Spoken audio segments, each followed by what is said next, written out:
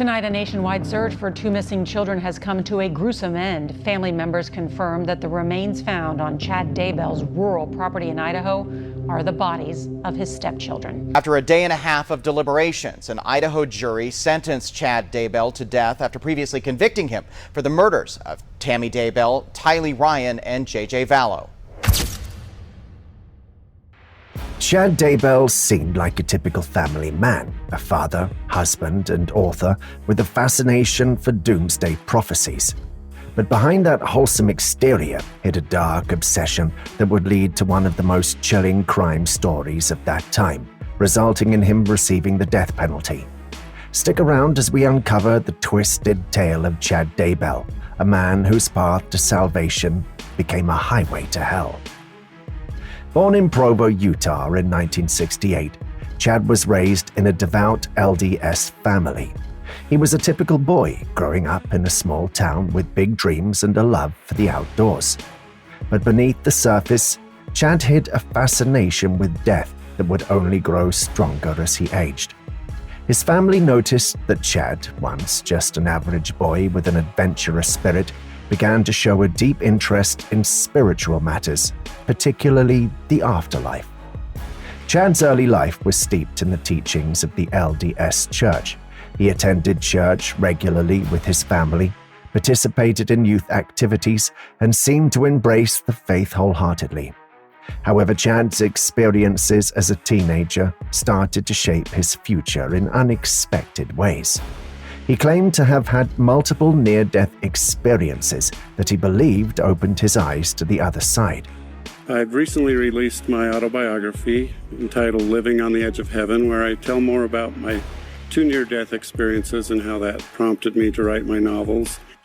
These experiences were more than just brushes with death. They were, in his mind, glimpses into the afterlife, and they planted the seeds for what would become an obsession.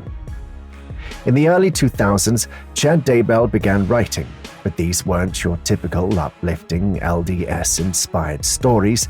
Instead, they were novels filled with apocalyptic dreams, catastrophic events, and spiritual visions. These works were more than fiction for Chad. They were a reflection of his increasingly distorted worldview. His books, with titles like Chasing Paradise and The Great Gathering, began to attract a following, particularly among those with an interest in doomsday scenarios. Many dismissed his work as mere fiction, but Chad's writings were more than just stories. They were a chilling window into his mind. Photos of Chad and Tammy. Chad married Tammy Douglas in 1990, and together they built what seemed like an ideal life in Idaho. Tammy was a devoted wife and mother, supporting Chad as he pursued his writing and publishing career. She was beloved in their community, known for her kindness and dedication to her family. But as Chad's obsession with end times grew, their marriage began to unravel in ways that no one could have predicted. While Tammy remained a pillar of their community, Chad started to drift further into his apocalyptic fantasies, claiming that he was destined for a higher purpose. This growing obsession isolated him from his family and set the stage for a future no one could have imagined. Then came Lori Vallow, a beautiful, charismatic woman with a similar obsession with the end times. Their meeting was nothing short of a collision of two dark forces. Lori was married, and so was Chad, but that didn't stop them from quickly becoming inseparable. Lori Vallow's husband talked about her behavior and how she used to create his life danger, and therefore he filed for divorce. She took all the money out of her bank account today. My truck had gone from the airport. She went to the airport and got it. They murdered me, killed me. She threatened to murder you? Yes. Their connection wasn't just emotional, it was spiritual, at least in their minds. They believed they were chosen to lead the 144,000 souls into the end times. But in reality, they were leading themselves and those around them into a nightmare. In October 2019, Tammy Daybell died suddenly in her sleep just 2 weeks before Chad and Lori's whirlwind wedding in Hawaii. At the time, her death was ruled as natural, but her friends and family couldn't shake the feeling that something was off. Tammy was a healthy, active woman with no known health issues, which made her sudden death all the more suspicious. It wasn't until much later that investigations began to look deeper, exhuming Tammy's body for further examination. The autopsy results were shocking. Her death was anything but natural. The findings suggested that Tammy had been asphyxiated, a revelation that sent shockwaves through the community. It wasn't long before Lori's two children, 17-year-old Tylee Ryan and 7-year-old JJ Vallow, disappeared. Lori's casual demeanor about their whereabouts raised suspicions, but she and Chad maintained a strange silence, feeding the public lies about the children's location. Meanwhile, Lori and Chad continued their bizarre religious practices, seemingly unfazed by the growing concern for the missing children. Chad, where are Lori's kids? What happened to Tammy, Chad? There's people around the country praying for your children, praying for you guys. Why don't you give us answers? Did you do something to your children? Are your children still alive? Investigators were relentless in the search for Tylee and JG. The children's disappearance led to nationwide search, and their faces were plastered across news outlets and social media.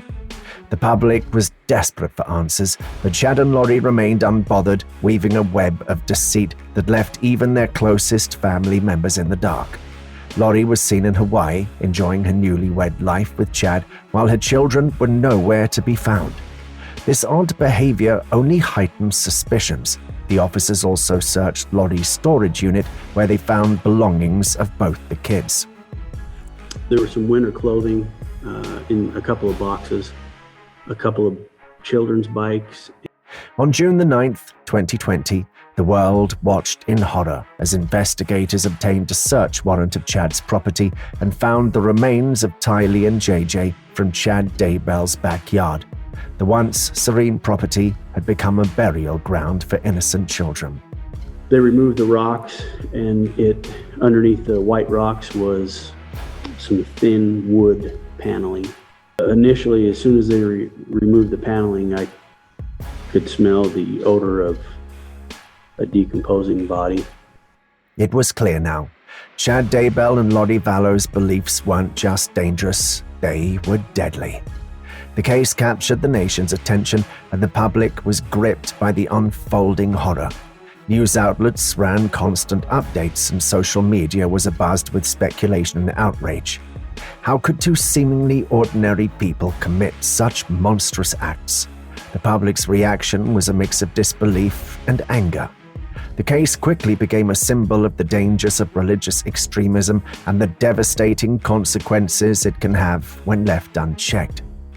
Chad and Lori were arrested and charged with multiple counts of murder, and their bail was set at $10,000 each.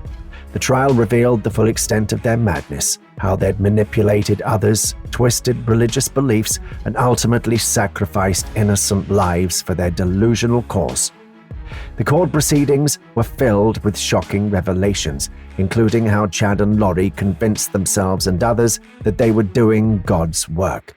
Testimonies from friends, family, and experts painted a picture of two people who were not only delusional, but also dangerously persuasive. Their actions weren't just evil. They were the embodiment of a twisted form of fanaticism that destroyed everything in its path. The case also had a profound impact on the LDS community.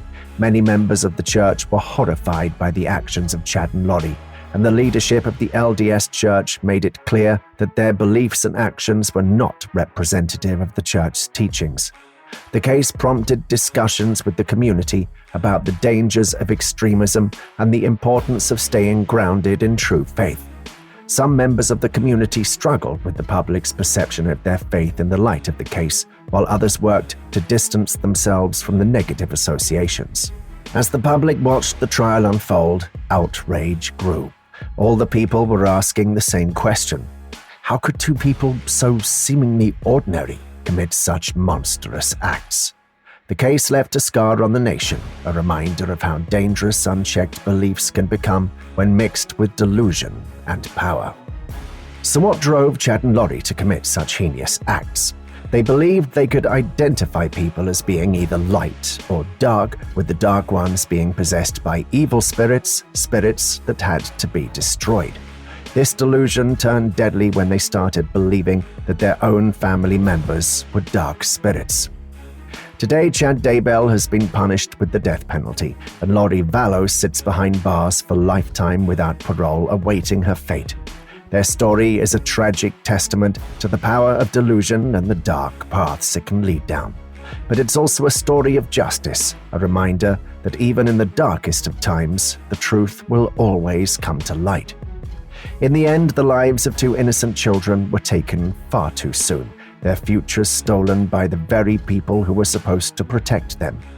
But their story lives on, a stark warning of what can happen when faith turns fanatic and love turns lethal. If you enjoyed this video and want to support us, we need your help, so hit that subscribe button, so that we can then hit that number quickly. Until then, take care